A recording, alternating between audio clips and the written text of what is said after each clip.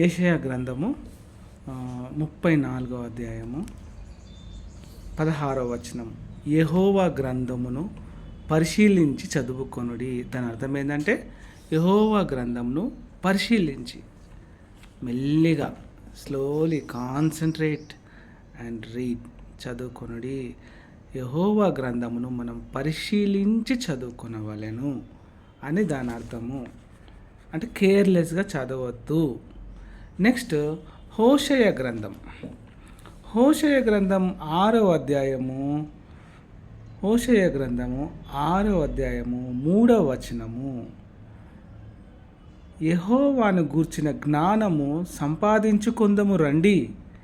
యెహోవాను గూర్చిన జ్ఞానము సంపాదించుకొనుటకు ఆయనను అనుసరించుదము రండి.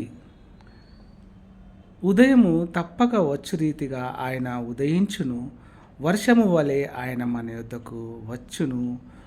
భూమిని తడుపునట్టి తొలకరి వర్షము కడవరి వర్షము వలె ఆయన మన యొద్దకు వచ్చును. దాని అర్థం ఏంటంటే మనకు రెయిన్ వస్తుంది అన్నప్పుడు నా మనసులో ఓకే, దేవుడు పైనుంచి మనల్ని చూడడానికి వస్తున్నాడు అని అర్థం చేసుకోవాలి. అది చదువుతూ ఉంటే మీకు అర్థమవుతూ ఉంటుంది. అయితే నెక్స్ట్ ఇంకొకటి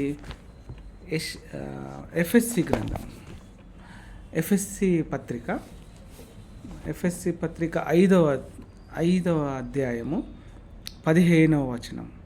దినములు చెడ్డవి గనుక మీరు సమయమును పోనీయక సద్వినియోగము చేసుకొనుచు అజ్ఞానుల వలె కాక జ్ఞానుల వలె నడుచుకున్నట్లు జాగ్రత్తగా చూచుకొనుడి.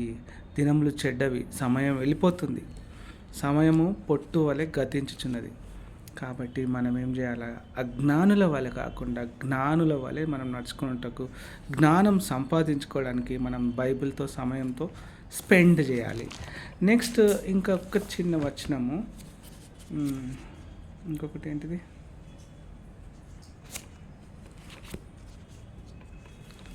సామెతలు మొదటి సామెతలు మొదటి అధ్యాయం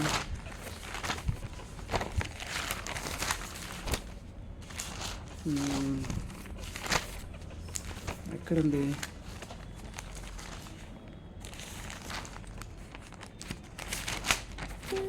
జ్ఞానము గలవాడు, మొదటి అధ్యాయము 5వ వచనం. జ్ఞానం గలవాడు విని పాండిత్యము వృద్ధి చేసుకొనును. మనము జ్ఞానం గురించి వినాలి.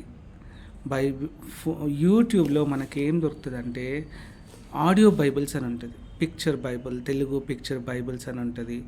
లేకపోతే మనం ఏ బైబిల్ కొట్టినా అందులో మనకు ఆడియో, ఫ్రీ టైంలో మనం ఆడియో ఆన్ చేసుకోవాలి, మన పని చేసుకోవాలి.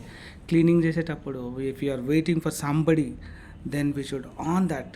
తెలుగులో మనకిష్టం, మనకేంటిది, తెలుగు పిక్చర్ బైబిల్, ఇంకొకటి తెలుగు ఆడియో బైబిల్ అని ఓపెన్ చేసుకుంటే కీర్తనలు, సామెతలు అని కొడితే మనకు ఆడియో అదే ప్లే అవుతుంటుంది. దానివలన మనం విని మనం నేర్చుకుంటాం. ఓకే, ఇవాళ నుంచి మనం స్టార్ట్ చేద్దాం. మీ అందరి కోసం ఒక చిన్న మ్యూజిక్.